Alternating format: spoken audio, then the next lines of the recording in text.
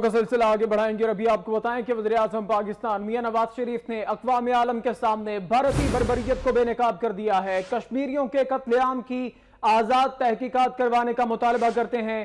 وزیراعظم میاں نواز شریف کا یہ کہنا ہے۔ وزیراعظم کی اقوام متحدہ کے جنرل سیکریٹری بان کی مون سے بھی ملاقات ہوئی ہے اور وزیراعظم نے کشمیریوں پر بھارتی مظالم کے تمام ثبوت بھی اقوام متحدہ کو فراہم کر دیے ہیں۔ چینی ہم منصب سے بھی وزیراعظم میاں نواز شریف کی ملاقات ہوئی ہے اور چینی وزیراعظم سے میاں نواز شریف نے کشمیر سمیت دیگر امور پر تبادلہ خیال کیا ہے اور چینی وزیراعظم نے یہ یقین دہانی کروائی ہے کہ چین پاکستان کے ساتھ کھڑا ہے۔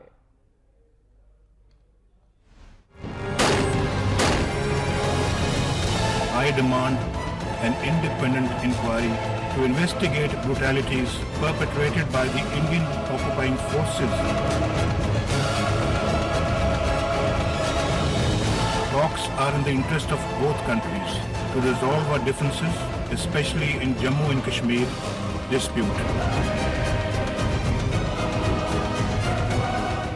اقوام متحدہ کی سیکیورٹی کونسل میں بھرپور انداز سے کشمیر کا معاملہ اٹھانے کے بعد وزیراعظم نواز شریف نے سیکریٹری جنرل بان کی مون سے ملاقات کی۔ اس دوران وزیراعظم نے انہیں مقبوضہ کشمیر میں بھارتی بربریت اور ظالمانہ کارروائیوں سے متعلق آگاہ کیا۔ وزیراعظم نواز شریف نے بان کی مون کو معصوم کشمیریوں کی شہادت اور ریاستی دہشت گردی کا شکار بے گناہ لوگوں کی تصاویر بھی دکھائیں۔ بان کی مون نے کشمیر میں مظالم پر دکھ کا اظہار کیا۔ انہوں نے اقوام متحدہ میں پاکستان کے متحرک اور اہم کردار کی تعریف کرتے ہوئے کہا کہ دنیا میں قیام امن اور استحکام کے لیے پاکستان کی کوششیں قابل ستائش ہیں۔ وزیراعظم نواز شریف اور چینی ہم منصب لی کی چیانگ میں ملاقات ہوئی۔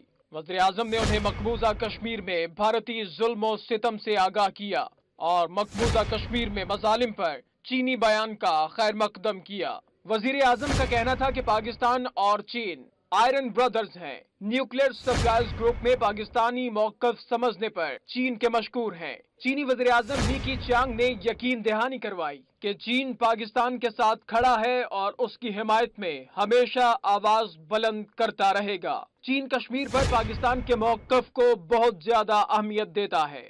امید ہے عالمی برادری مسئلہ کشمیر کو بہتر طور پر سمجھے گی۔ وزیر اعظم نواز شریف نے ایرانی صدر حسن روحانی کو مقبوضہ کشمیر میں بھارتی ظلم و ستم سے آگاہ کیا اور مسلم امہ کے اتحاد و یکجہتی پر زور دیا۔